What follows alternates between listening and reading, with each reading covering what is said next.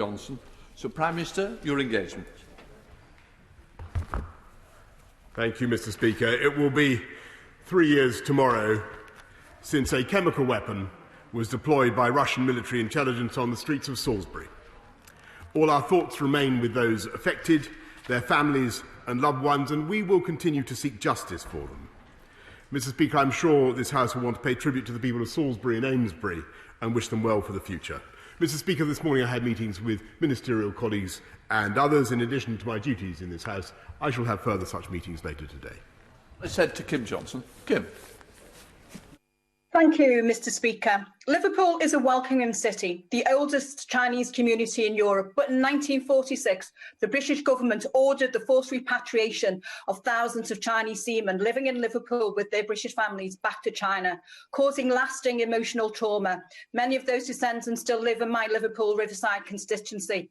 Will the Prime Minister take steps to acknowledge these events and provide the descendants with a formal apology and for the justice they deserve? Thank you, Mr. Speaker. Speaker, I have happy memories of my own visits to Liverpool, and I can tell her that we are certainly very grateful across the country to the Chinese community for their amazing contribution, and her message has been heard loud and clear. Right, let's head to John Stevenson. John. Thank you, Mr. Speaker. The Pirelli factory in Carlisle employs around 800 people, contributes hundreds of millions of pounds to the local economy, and is an exporter. Its location is a consequence of regional economic policy from 50 years ago. Would the Prime Minister agree that if we are to rebalance the economy, level up the country, we need a modern-day proactive regional economic policy? And if he does agree, will he come to Carlisle to see the old and new in action? Prime Minister. Of course, Mr. Speaker, I'm very grateful to my honourable friend for what he says, and he will hear more in just half an hour or so. Let's try and keep it to half an hour, Mr. Speaker, from the Chancellor about how exactly we intend to make sure we build back better across the whole of this country and unleash the tremendous potential of the whole of the United Kingdom, including, of course, Carlisle, which he so well represents. The Leader of the Opposition, Keir Starmer. Thank you, Mr. Speaker. Can I join the Prime Minister in his comments about the Salisbury atrocity? Does the Prime Minister agree with President Biden that the sale of arms that could be used in the war in Yemen should be suspended? Prime Minister. Mr. Speaker, ever since the tragic conflict in Yemen broke out, this country has scrupulously followed the consolidated guidance of which he will be well aware. Keir Starmer. Mr. Speaker, the trouble is that whilst President Biden has suspended arms sales that could be used in Yemen, the UK hasn't. In fact, we sold £1.4 billion of arms to Saudi Arabia in 3 months last year, including bombs and missiles that could be used in Yemen. Given everything we know about the appalling humanitarian cost of this war, with innocent civilians caught between the Saudi coalition and the Houthi rebels, why does the Prime Minister think it's right to be selling these weapons? Mr. Speaker, the UK is part of an international coalition following the UN resolutions, which he will know well, which are very clear that the legitimate government of Yemen was removed illegally. Those are the resolutions that we follow, and we continue scrupulously to follow the humanitarian guidance, which are amongst the toughest measures anywhere in the world in respect of all arms sales. He talks about humanitarian relief, Mr. Speaker, and actually I think the people of this country can be hugely proud of what we are doing to support the people of Yemen. Almost £1 billion of aid contributed in the last 5 years, Mr. Speaker. Keir Starmer. Mr. Speaker, he says the system's very robust in relation to arms sales. It can't be that robust. The government lost a court case just 2 years ago in relation to arms sales. The truth is the UK is increasingly isolated in selling arms to Saudi Arabia. Despite what's happening in Yemen, despite Saudi Arabia's human rights record, and the brutal murder of journalist Jamal Khashoggi, a murder the US has concluded was approved by the Saudi Crown Prince. So I have to ask, what will it take for the Prime Minister to suspend arms sales to Saudi Arabia? Speaker, we could condemn the murder of Jamal Khashoggi. We continue to call for a full investigation into the causes of his death, and indeed we have already sanctioned 20 people, Mr. Speaker, in Saudi Arabia. And I repeat the point that I have made, that the UK government continues to follow the consolidated guidance, which, by the way, Mr. Speaker, was set up by the Labour Party. Mr. Speaker, to make matters worse, the government decided this week to halve international aid to Yemen. Halve it. The UN has said that Yemen faces the worst famine the world has seen for decades. And the Secretary-General said on Monday that cutting aid would be, in his words, a death sentence for the people of Yemen. How on earth can the Prime Minister justify selling arms to Saudi Arabia and cutting aid to people starving in Yemen? Mr. Speaker, it is under this government that we have increased aid spending to the highest proportion in the history of our country. And yes, it is true that current straitened circumstances, which I'm sure the people of this country understand, mean that temporarily we must reduce aid spending. But that does not obscure the fact, Mr. Speaker, that when it comes to our duty to the people of Yemen, we continue to step up to the plate. A contribution of £214 million for this financial year. There are very few other countries in the world, Mr. Speaker, that have such a record, that are setting such an example in spending and supporting the people of Yemen. Keir Starmer. This week, the government halved our international aid to Yemen. If this is what the Prime Minister thinks global Britain should look like, he should think again. And if he doesn't believe me, doesn't like it from me, or the UN Secretary-General, he should listen to his own MPs. Just this morning, the Conservative MP for Bournemouth East said, cutting support to starving children is not what global Britain should be about. It undermines the very idea of the UK as a nation to be respected on the global stage. And the honourable member for Sutton Coldfield said this was unconscionable. Will the Prime Minister now do the right thing and reconsider this urgently? Mr. Speaker, I repeat, we've given £1 billion since the conflict began. We're in support of UN resolutions. This year, we're contributing another £214 million to support the people of Yemen. There are very few other countries in the world, Mr. Speaker, that have that kind of record. I think in these tough, straitened circumstances, bearing in mind the immense cost of the COVID epidemic that has affected our country, I think the people of this country should be very, very proud of what we are doing. Keir Starmer. Mr. Speaker, Britain should be a moral force for good in the world. But just as the US is stepping up, the UK is stepping back. If the Prime Minister and Chancellor are so determined to press ahead with their manifesto-breaking cuts to international aid, cutting the budget to 0.5%, they should at least put that to a vote in this House. Will he have the courage to do so? Prime Minister.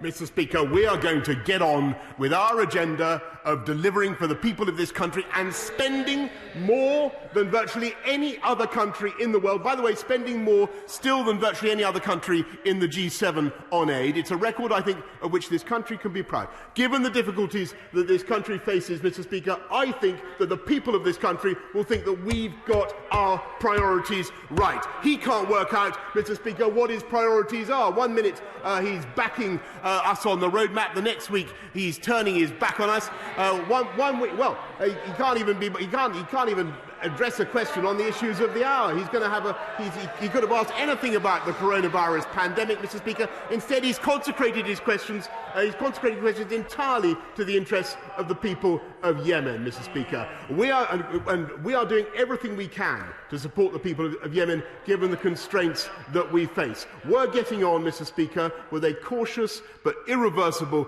roadmap to freedom, which I hope that he will support. And very shortly, Mr. Speaker, you will be hearing a budget for recovery. I think I already know most of it. Dr. Liam Fox. Thank you, Mr. Speaker. My right honourable friend will be aware that when devolution was established in Scotland, there was no separate Scottish civil service created. We have a UK civil service with UK ministerial oversight. Given the turmoil in Scottish politics, will he then confirm that any civil servants who feel pressurised to behave inappropriately have a mechanism to seek redress beyond the ministers to whom they are immediately answerable? Of course, thank my right honourable friend. Of course, we will support all civil servants. By the way, I thank them for their work up and down the country that they've done throughout the pandemic. And I think everybody in this House would agree that now is the time, really, for our civil service to focus on working together to build back together, rather than build back better together, rather than on measures that might divide our country, Mr. Speaker. Now comes the Leader of the SNP, Ian Blackford. Thank you, Mr. Speaker. And can I associate myself with the remarks of the Prime Minister on the terrible atrocity 3 years ago in the town of Salisbury? Mr. Speaker, the situation in Yemen has been called the world's worst humanitarian crisis. 100,000 people have been killed. 16.2 million are at risk of starvation. 2.3 million children, Prime Minister, are at death's door, facing acute malnutrition.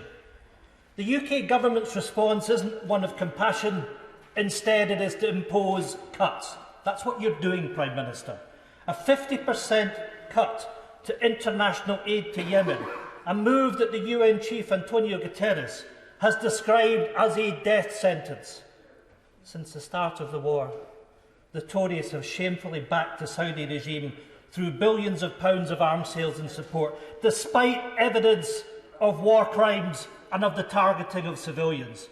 Well, the Prime Minister confirmed that today's budget will force through the devastating cuts to international aid. Mr. Speaker, I think anybody listening to this debate will have heard me say that this country, this government, in the last 5 years has given £1 billion to support the people of Yemen. I can tell him that on Monday, Mr. Speaker, in case he thinks there's any diminution of our efforts, on Monday we're going to provide cash support to 1.5 million of the most vulnerable Yemeni households, support 400 health clinics and treat 75,000 cases of severe malnutrition, Mr. Speaker. That is the continuing effort of the British people and the British government to help the people of Yemen. In Blackford. The reality, Mr. Speaker, is a 50% cut to Yemen aid at a time of a global pandemic. The coronavirus has hit poor and vulnerable countries the hardest, threatening decades of hard-won gains whilst exacerbating existing inequalities. During his leadership race, the Prime Minister made a commitment to stand by 0.7% for aid spending, a position he reaffirmed in June last year at that very dispatch box. What followed was yet another U-turn, another broken promise. Why is the Prime Minister breaking his own manifesto commitment? And why are his government breaking the promises they made to the world's poorest? Mr. Speaker, I think most people in this country will know that the government has given £280 billion to support the people, the economy, the livelihoods, the businesses, up and down the whole of the United Kingdom. And that has, as you will hear from the Chancellor, Mr. Speaker, placed strains on our public finances. Meantime, we continue to do everything we possibly can to support the people of Yemen, including, by the way, through a massive vaccination programme to which the people of this country have contributed £548 million, the second biggest contributor in the world, Mr. Speaker. Well, Mr. Speaker, the Prime Minister will know from his time working in the Black Country how important our green spaces and green belt are. Will he make sure that Dudley Council and our Mayor Andy Street have the powers and the resources they need to ensure development is on brownfield rather than valuable green spaces, and make sure that local people's voices are clearly heard and taken into account, including where the proposed development is across local authority borders, like in the surrounding Greenbelt to Dudley Centre? Indeed, Mr. Speaker, we will protect our green belt, our vital green belt, and which constitutes, I think, 12.4% of our land. But we can build our homes, as my honourable friend rightly suggests, 300,000 of them on brownfield sites across the country. Let's head to Sir Geoffrey Donaldson. Sir Geoffrey. Mr. Speaker, we are now into the third month of the Northern Ireland Protocol, and we're fast approaching the end of the 3-month grace period. And the Prime Minister will be aware of the disruption that the protocol is causing to trade between Great Britain and Northern Ireland, and the damage it's doing to the stability of the political institutions established under the Belfast Agreement. What action does the Prime Minister intend to take to deliver on his promise that he would protect Northern Ireland's position within the UK internal market and provide us with unfettered access to goods from Great Britain? Mr. Speaker, the position of Northern Ireland within the UK internal market is rock solid and guaranteed. We are making sure that we underscore that with some temporary operational easings in order to protect the market in some areas, such as food supplies, pending further discussions with the EU. And as I've said, I think to the right honourable gentleman and his colleagues, we leave nothing off the table in order to ensure that we get this right. Mr. Speaker, our British vaccine finished in Wockhardt in Wrexham has shown the globe exactly what the UK can achieve. In Wrexham, we have the Myler Hospital, Coleg Cambria, Glendower University and an industrial estate bristling with SMEs. We're close to the Midlands and the North West. Would the Prime Minister agree with me that now is the time for our young people to look at careers and aspire to careers in STEM and healthcare, and Wrexham is the hub that can take us forward? Yeah. My honourable friend is completely right. I thank her, by the way, again for her amazing service in the NHS in Wrexham and her returning to the front line. And actually, it was in Wrexham at Wockhardt that I met young female scientists, Mr. Speaker, who are helping to make the vaccine that is not only going to free our country, we hope, from the captivity of COVID, but help to liberate the entire world. It was wonderful to see it happening in Wrexham. We want to see many more young female scientists growing up in that part of the world. Let's head to Graham Morris. Graham. Thank you, Mr. Speaker. I'd like to ask about an important domestic issue. The system of property tax in England is broken. Council tax places an unfair burden on people living in the poorest communities without generating the revenues needed to fund local services. So does the Prime Minister agree that a proportional property tax, as proposed by the Fairer Share campaign, would create a transparent property taxation system, generate revenues local government needs, and ease the tax burden on hard-pressed families across the country, including in my constituency of Easington? Mr. Speaker, with great respect to the honourable member, what the country needs are councillors that charge you less whilst delivering better services. And if you look across the country, you can see that it's overwhelmingly Conservative-run councils that do that, Mr. Speaker. The right honourable gentleman opposite laughs, and Mr. Speaker, Westminster, they kept council taxes low. In Camden, where he lives, it's 3 times as high. That's the difference, Mr. Speaker. Sir David Evans. Last Friday, my constituent, Mr. Luke Belfield, who was aged just 18, was stabbed to death just a few miles from his family home. This has been horrendous for his family and his friends who have been left behind, and my heart goes out to them all. What more does my right honourable friend think that the police, society and Parliament can do to make sure that there never will in the future be such senseless murders again? Mr. Speaker, I sympathise very much with Luke's family and his friends, and there's nothing I can say to alleviate their loss. But what we are doing, Mr. Speaker, is recruiting many more police officers to fight crime, rolling up the county lines, drugs, gangs, wherever we can, and setting out plans to keep serious sexual and violent offenders behind bars for longer. And I can tell the House that we've now got 6,620 of our target extra 20,000 police already recruited. Patrick Grady.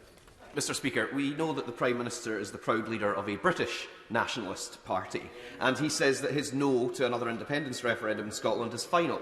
So why are his colleagues in Scotland distributing leaflets that say a vote for the Tories is a vote to stop an independence referendum? If a vote for the British nationalist Tories in Scotland must be accepted as a legitimate vote against a referendum, surely a vote for the SNP in May must be respected as a mandate for putting Scotland's future in Scotland's hands. Yes, Mr. Speaker, I'm delighted to hear a sort of acceptance there that he's running a nationalist party. If that's what he was saying, because I'm afraid I agree with that. They're not in respect of the whole of this country. But I think most people will think it extraordinary that they're talking about another referendum. The Labour Chief Whip is nodding quite rightly when actually what the people of this country want to see is us working together as one united kingdom without further constitutional upheaval to get through the pandemic and build back better. Sarah Britton. Thank you, Mr. Speaker. And can I firstly just say how great it was to welcome my right honourable friend to Accrington last week, and I'm sure the Prime Minister will join me in thanking both the staff and pupils at Accrington Academy for making our visit such a welcoming one. As you'll know, Mr. Speaker, my constituency was at the heart of the first industrial revolution, and we're ready to lead in the new green industrial revolution and level up once and for all. So on that note, will my right honourable friend commit to supporting my campaign to rejuvenate our high streets and town centres across Hyndburn and Haslingden? Mr. Speaker, I congratulate my honourable friend on her campaign. It was great to be in Accrington, and I hope that she'll be hearing even more shortly from my right honourable friend, the Chancellor, about what we can do to support the Towns Fund and other measures to help Accrington and places across the whole country, Mr. Speaker. We're now heading up to Amy Callaghan. Oh no, I do welcome back again. Good to see you. Amy Callaghan. Thank you, Mr. Speaker, and I'd like to thank you and members across the House, including the Prime Minister, for your well wishes during my illness. Mr. Speaker, the Prime Minister had previously guaranteed there was no threat to the Erasmus scheme as a result of Brexit. We now know that charities such as Stand International in my constituency, who participate in the programme, are set to lose 96% of their funding as a result of the UK Government's decision to pull the plug on Erasmus+. Can the Prime Minister guarantee that charities will receive match funding under the new Turing scheme? And will he agree to meet with me and representatives from Stand International to ensure no young person in East and Bartonshire gets left behind as a result of Brexit? I'm sure I speak for everybody when I say how much I welcome the Honourable Lady back to PMQs. It's great to see her back, Mr. Speaker. And I do give her this assurance that I think the Turing scheme will be better and it will deliver exactly what she wants, because I think if there was a criticism of the Erasmus schemes, it tended to favour higher income households. We will do everything that we can with the Turing scheme to reach out to give opportunity to people from disadvantaged backgrounds. That is what we intend to do. Thank you, Mr. Speaker. My right honourable friend has taken a strong personal interest in the tragic story of my constituent Harry Dunn. So can I ask him, will he please continue to do everything in his power to reassure Tim and Charlotte, Harry's parents, and all their family, that he will try to persuade President Biden to deliver justice for Harry? I thank my right honourable friend, and she's completely right to continue to raise the case of Harry Dunn, and we sympathise deeply with his family. It's a case that we continue to raise at the highest level, and I know that my right honourable friend, the Foreign Secretary, has only just raised it now with Tony Blinken, US Secretary of State. Let's head to Beth Winter. Beth. Thank you, Mr. Speaker. Rhondda Cynon Taf, where my constituency of Cynarfalli is located, has the third highest COVID death rate in the UK, due mainly to inequality, poverty and chronic underfunding. This UK government has an appalling record on providing Wales with even a fair share of UK spending, let alone the funding needed to level up. 11 years of Tory austerity cuts destroyed the capacity of our public services to withstand the pandemic, and now he plans to bypass the democratic structures in Wales. My constituent Lyndon has a question for the Prime Minister. What will it take for him to stop ignoring the South Wales valleys?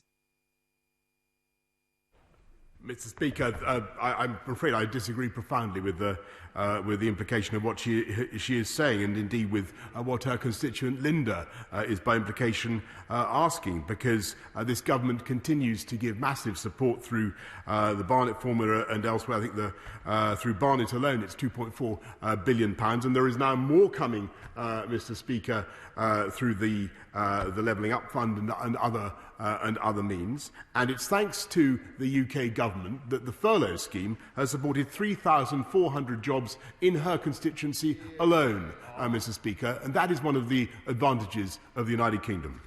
Let's go to Andrew Bowie. Andrew.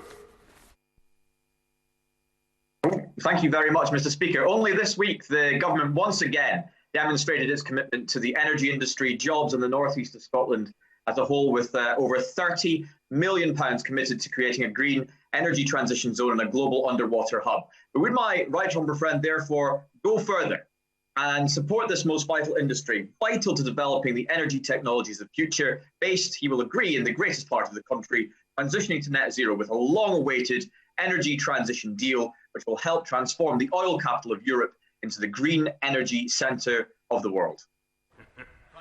Well, Mr. Speaker, I really congratulate my honourable friend on his last-minute lobbying. He's only got a few minutes to wait before he may hear something to his advantage. Let's go to Carla Lockhart. Carla. Thank you, Mr. Speaker. Prime Minister, in an interview with Sophie Ridge broadcast on the 8th of December 2019, you pledged there would be no checks on goods going from NI to GB or from GB to NI.